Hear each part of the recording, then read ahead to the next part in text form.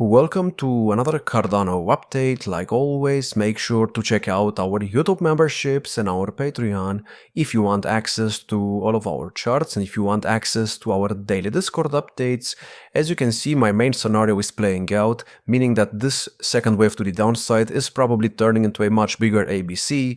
If it is, my next target would be between 55 cents and 52 cents, but you have to understand right now Bitcoin is at $110,000, so let's say we actually drop to $100,000. If that is the case, Cardano will probably break this support region and it could even drop to maybe 50 cents to get some kind of quadruple bottom. As you can see, this is where we found support many times in the past, so if that is the case, I would not be surprised. So for the time being, I think we're gonna go lower. I don't think the low right here is in.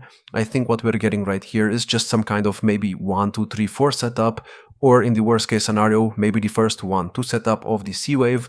So if we actually go higher right now, we have to watch that high right there at 66 cents.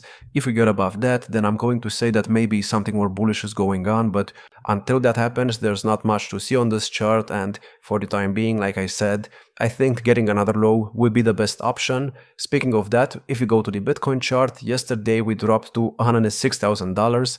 We did not get to the trend line on the weekly RSI, which means that we're probably still gonna get the drop to $100,000. The best case scenario right now is that we get the drop today or maybe in the next couple of days. And the best case scenario is that we get it by Sunday, because if we do get it by Sunday and let's say the RSI right here is at about 44.5 by the time we close the weekly wick, that could be a good time to actually get a bounce and then hopefully break all-time highs again. If we do not get to the trend line by Sunday, then I think that's going to mean that we're probably gonna start going down again next week, and you know, it's just gonna be a repeat of what happened over there and over there. So for the time being, I'm short-term bearish. I have been short-term bearish for the last couple of days. Of course, nobody really wanted to believe what I had to say because they did not want to believe that Bitcoin is gonna drop to $100,000, but by the looks of it, we are doing exactly that. I do have to remind you, each time we get rate cuts, we go down in the short term and then we break all-time highs. So please do not be overly bearish, because after we get to that trend line, I think the price is gonna get a pretty significant move to the upside, which is probably gonna put us at all-time highs again. But for the time being, we need to test it, because if it's not tested, I don't think Bitcoin is gonna go anywhere. So going to the daily chart on the ADA chart, here we broke below the moving average, which I told you is an important thing to not do. So by the looks of it, we are probably getting to the oversold territory again. We're about to test the moving average again, so this is probably going to lead to a rejection, and that's going to lead to a much bigger move to the downside. So that's what you need to know about this. Now on the weekly chart, I think Cardano is still looking pretty fine. It usually goes down in October, for example, like it did right here in 2024, or like it did, for example, in 2023 as well. And then after it goes down in October, that's when we finally get a bounce in November. It also started going up right here in November of 2017. As you can see, before that it was going down in October, and here it actually started going up quite a lot in, let's say, the last week of November.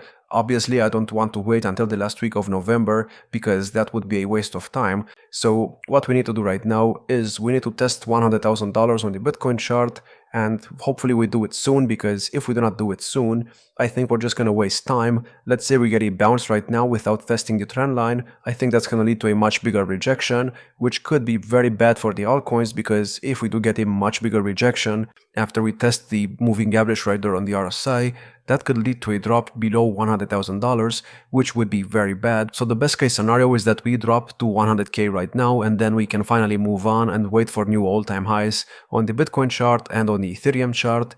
So again, on the Ethereum chart, I told you this a couple of days ago, but this structure that we had over here is just repeating itself.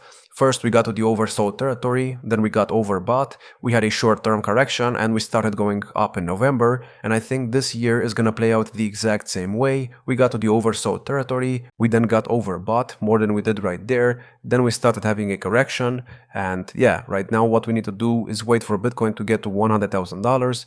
Then we could still focus on getting the fifth wave to the upside, which is probably gonna start the altcoin season. Remember, the altcoin season can only start if Bitcoin and if Ethereum Ethereum are at all-time highs.